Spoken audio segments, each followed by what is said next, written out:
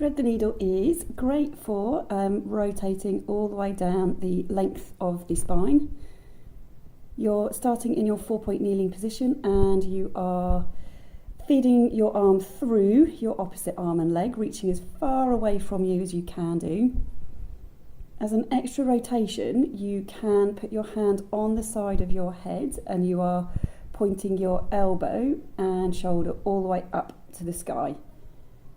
When you do this, you'll be working throughout your full range of movement. So you can thread the arm through, it rotates round in one direction, and then hand on the side of the head, point the elbow up to the sky, and then you're rotating in the opposite direction.